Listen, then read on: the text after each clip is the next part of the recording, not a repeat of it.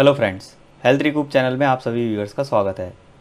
Friends, आज हम बात करेंगे स्टोमक अल्सर के बारे में। जी हाँ, कई लोगों ने पूछा है कि सर अल्सर के ऊपर वीडियो बनाएं। अल्सर एक ऐसी बीमारी है जो कि एक संग्रहणी का ही रूप है, आईबीएस का ही एक पार्ट है। तो उसमें होता क्या है कि उसमें आपके पेट में दर्द होता है, उसमें आंतों में सूजन आ जाती है, आंतों में घाव हो जाते हैं, मल के साथ रक्त आता है और पेट में एक दर्द बना रहता है। खाना खाने के बाद दर्द बढ़ जाता है। तो ये कुछ इस तरीके से लक्षण हैं। अगर आपको भी इस तरीके से लक्षण दिखाई पड़ते हैं, आपको पता है कि आपके पेट में घाव हैं, आंतों में जख्म है, पेट में सूजन है, अल्सर है, तो आपको ये जो दवाइयाँ अभी मैं आपको बताने वाला हूँ, ये चिकित्सा कर आप अपना अल्सर ठीक कर लेंगे।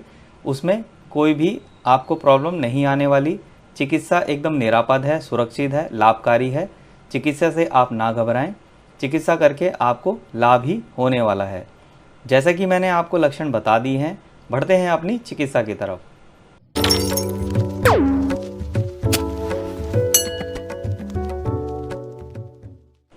तो जैसा कि फ्रेंड्स आप ये देख रहे हैं, ये है बैद्यनाथ की कुटज घनवटी। जी हाँ, बैद्यनाथ की कुटज घनवटी आपको लानी है।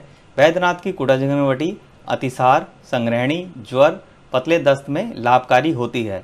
कुटज घनवटी एक ऐसी वटी है जो आपकी संग्रहणी ठीक करती है, आपका आईबीएस ठीक करती है।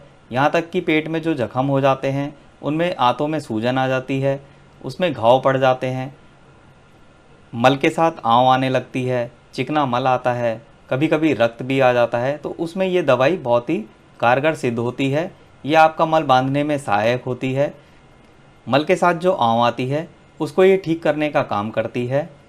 तो कुटज घनवटी एक बहुत ही अच्छी वटी है। आपको ये वटी अपनी चिकित्सा में सर्वप्रथम शामिल कर लेनी चाहिए, जिससे कि आपको निश्चित ही लाभ होगा। तो कुटज घनवटी आपको लानी है। इसी तरीके से अगर हम बात करें अपनी जो दूसरी चिकित्सा में रहने वाली है, वो है संजीवनी वटी। जी हाँ, जैसा इसका नाम है यथा इसका काम है। जी देखिए, पुराने ज्वर एवं दस्त में ये लाभकारी होती है।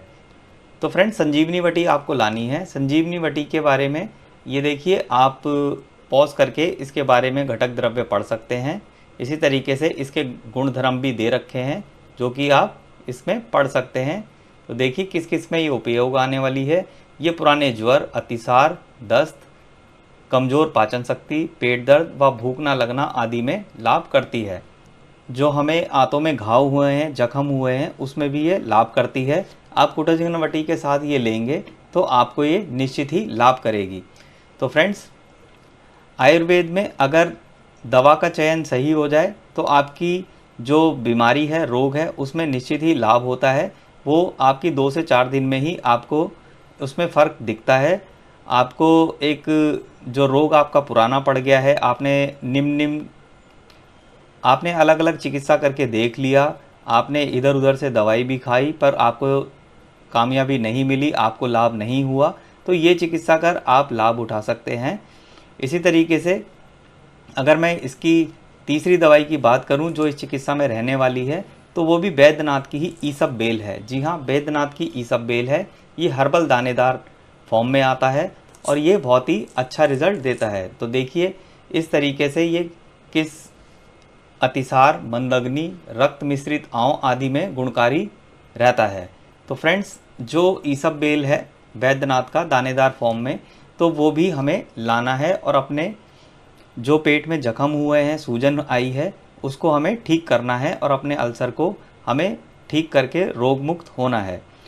अब फ्रेंड्स, बात कर लेते हैं कि किस तरीके से हमें चिकित्सा के दौरान पथ्य परहेज का पालन करना है और किस तरीके से हमें जल्दी से जल्द उससे लाभ उठाना है। अगर पथ्य परहेज का आप पालन नहीं करेंगे तो चिकित्सा में थोड़ा विलंब हो सकता है, देरी लग सकती है और कहीं ना कहीं फिर आप डीमोटिवेट हो सकते हैं कि हमें इस चिकित्सा से लाभ नहीं हो रहा। अगर पथ्य परहेज का आप पालन करते हैं तो निश्चित ही लाभ मिलता ही है। तो जो हमें त्यागना है, यानी कि हमें जो चीज़ अवॉइड करनी है, जो अपथ्य होता है, उसके बारे में हम जान लेते हैं। उसमें देखिए, आपको कुछ चीज़ें खानी नहीं होती हैं। जैसे चिकित्सा के दौरान आप अंडा, मीट, मांस, मछली आदि का सेवन ना करें। दालों में आप उड़द, चना, राजमा इनका भी सेवन बंद कर दीजिए। सब्जियों में आप अरबी, मटर, इस तरीके से बादी वाली सब्जियां आप ना खाएं।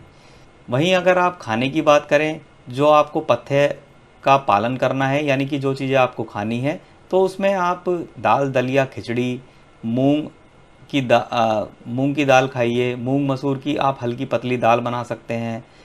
इसी तरीके से आप हरी साग सब्जी ले सकते हैं, एक रोटी ले सकते हैं, वो भी बहुत ज़्यादा आप मिर्च मसालेदार ना लेके आप सादा उसको बनाइए और फिर आप अपने भोजन में शामिल कर सकते हैं। और साथ साथ अगर आप ये चिकित्सा कर लेते हैं तो आपकी जो भी प्रॉब्लम है, आपको IBS है, संग्रहणी है, आपके पेट में जख्म है, आँव आती है, चिकना मल आता है, शौच के लिए बहुत बहुत देर बैठे रहना पड़ता है और कई कई बार दिन में जाना पड़ता है, तो उसमें ये चिकित्सा बहुत ही लाभ करती है। बहुत ही शानदार चिकित्सा है, गुणकारी चिकित्सा है। इससे आपको निश्चित ही लाभ होने वाला है। तो मैंने आपको पथ्य परहेज बता दिया और जो खाने वाली चीज़ें हैं वो भी बता दी। तो अब हम जान लेते हैं कि किस तरीके से इसका जो हमारी डोजेज़ हैं वो रहने वाली है, यानी कि किस किस तरीके से हमें इस दवाई का सेवन करना होता है। तो देखिए, कुटजघनवटी की आपको 1 गोली लेनी है। इसी तरीके से संजीवनी वटी की आपको 1 टैबलेट लेनी है। तो एक एक टैबलेट आपको दिन में 3 दफ़ा खानी है, यानी कि सुबह नाश्ते के बाद आप 1 खुराक ले लीजिए पानी से। इसी तरीके से दिन का खाना खाने के बाद आप ले लीजिए और इसी तरीके से रात का खाना खाने के बाद भी आप तीसरी खुराक ले लीजिए। तो 3 दफ़ा आपको एक एक टैबलेट ये लेनी है, संजीवनी वटी और कुटजघनवटी। इसी तरीके से ईसबबेल के जो दाने हैं वो भी आपको देखिए पानी के साथ लेने होते हैं।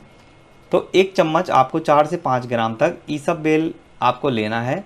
सुबह नाश्ते के बाद आप इसका 1 चम्मच सेवन कर लीजिए और इसी तरीके से आप रात को सोने से पहले, यानी रात का खाना खाने के बाद आप इसका 4 से 5 चम्मच तक इसका सेवन फिर से कर लीजिए।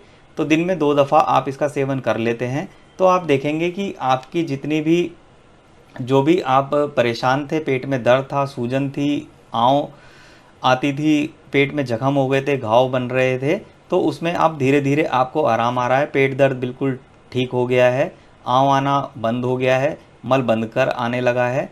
और अगर आप पेट में आपको दर्द ज़्यादा महसूस होता है तो आप गर्म पानी की बोतल का सेक कर सकते हैं।